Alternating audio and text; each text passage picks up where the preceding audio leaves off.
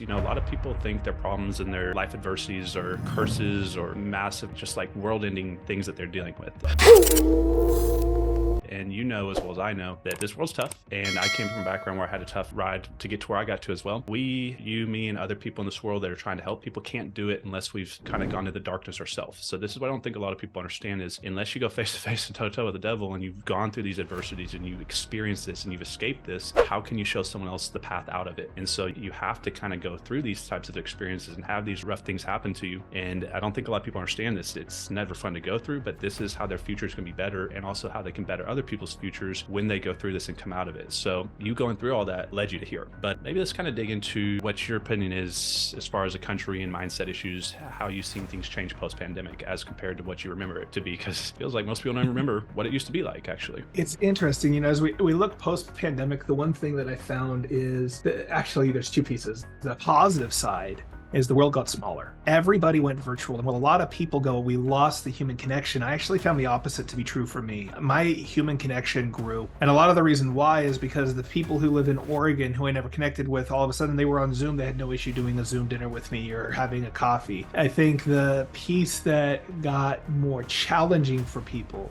was authenticity, because it's so easy to turn on the camera and turn on the smile at the same time. And so authenticity and really being vulnerable and sharing what's going on and expressing that became a world of let's turn on the camera, turn on the Facebook, turn on the Instagram, and put the smile with it. And I think that's kind of been the downside of what I've seen in the pandemic is the masks. And it's just the bigger problem with social media. Well, yeah, we go into the mask issue. That's like, my brain even like wants to forget all this that we just went through, but we'll bring that back up. But think about like, how does this affect, you think, some of these individuals where they're so consumer facing, they're obviously making themselves look like this and look like that all over social media. They're taking time to make themselves look like someone that they're not actually. And there's a meme about this family, this happy family. They went to like a Benihana's restaurant. They were all fighting, and then the cameras, they were taking the picture. They all smiled like it was the perfect moment. And then after the picture was done, they went back to fighting. But it's kind of like how social media is, where people put this fake person out there, but they live in their mind and they live in their body and they live in the reality that they're not that person. How does this affect someone? It's got to lead to some type of, you know, like identity issues, self-esteem issues, and belief issues, like side when they're living as two different lives when you really think about it. There's two sides to that. There's the challenge of when you're putting up a face and you know you're not that person because you're judging yourself against the measure that you're putting up.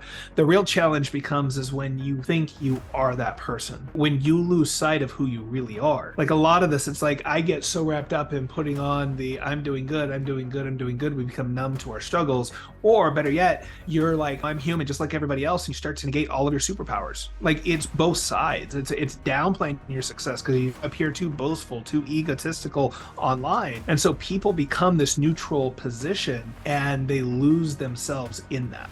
Right. So to address what you talked about, that idea of people putting up an image and then not being that image, anything that you think you are, let's say, for instance, like you're a man and you go, I'm a man, then unconsciously, whatever labels you have associated with man and whatever measurements you have associated with man, you then judge yourself against those labels. And that happens. And you start putting up these images and you start to go, this is who I am, and this is who I am, and this is who I am. All of a sudden, all of the incongruencies start to be measured and create that feeling of discontent and depression. Yeah. What do you think your definition of depression would be? I mean, obviously there's a clinical kind of answer, but what do you think as it is in like the world we're living in? Do you think depression rates are increasing and it's more self-fulfilling, or do you think we're really dealing with this amount of people depressed? Depression is the resistance to allowing yourself to feel sad. Sadness comes and goes. It comes in waves and it hits you hard and then it goes.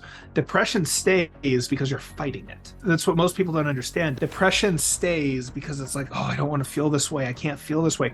What you're doing, there's a piece inside of you that's going, I'm hurting. And instead of being there and supporting it and encouraging it and nurturing it and helping it feel better, you're saying, you shouldn't be feeling that way, you stupid ...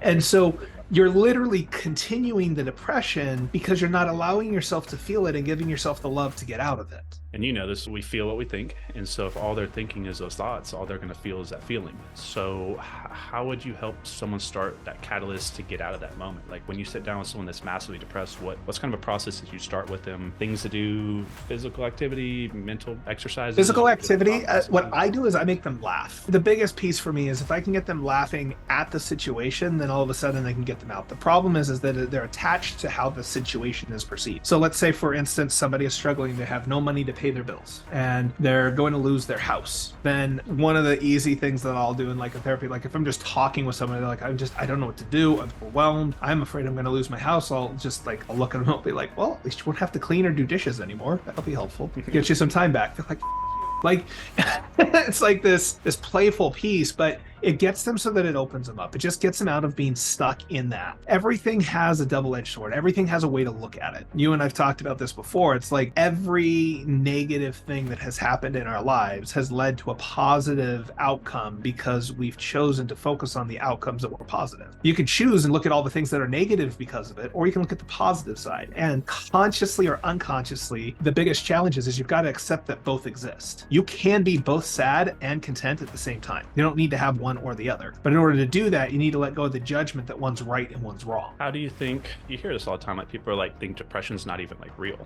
Some people don't have it. Do you think some people never even feel it, or you think they don't identify it when they feel it? And then when, let's say you had a family member, your parents, and the kid's clinically depressed or post-relationship or something like that, how would you explain that to someone that doesn't know that feeling? Do you see this disconnect with like family units and things like that, where one's like, I'm just depressed, and the other one's just like, stop being weak, but they don't understand that this is an actual feeling inside their body that they can't escape? What are some other ways to shift states after that? So like music, some other things besides jokes, just to shift them from that focus on what they're dealing with? Music, movement, coming back into the body, coming back into the present moment. There's a book by Eckhart Tolle called The Power of Now, and it's a really powerful book, but the basic premise is the only way negative emotions exist is because you're not living in the present moment. If you're depressed, it's because I'm not strong enough, I'm not, whatever that is, you're looking at what you could have been or what you could be in the future, not where you are now. Negative emotions come from the resistance of what you can't control. Baggage comes from the resistance of what you can't control. Negative emotions come from things you can't control. Things you can't control is where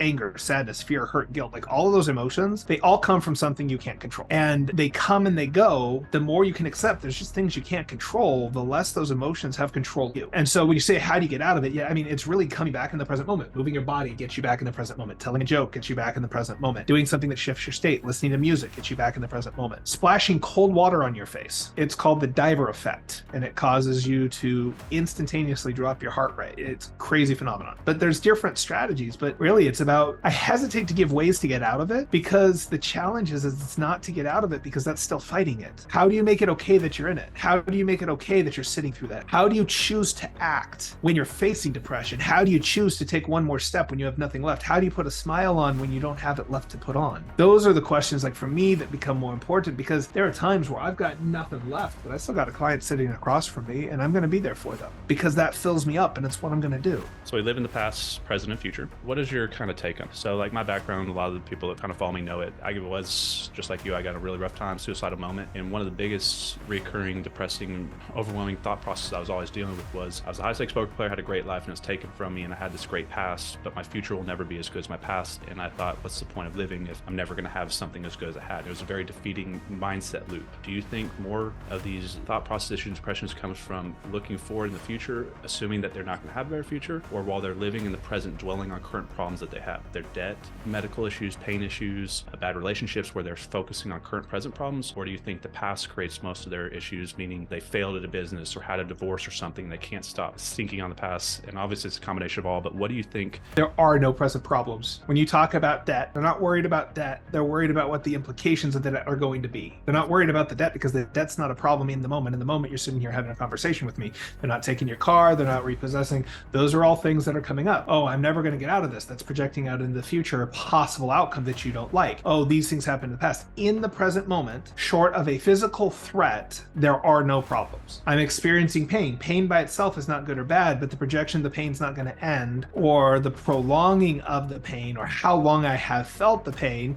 Even if you start talking about pain, it's based on time because you've had the pain for so long. Because we can all like stub our toe and it's not a big deal, but if we stub our toe and it hurts 6 days later, now it's a problem. It's because it's been a problem for so long, which is again time-based. Is no problem.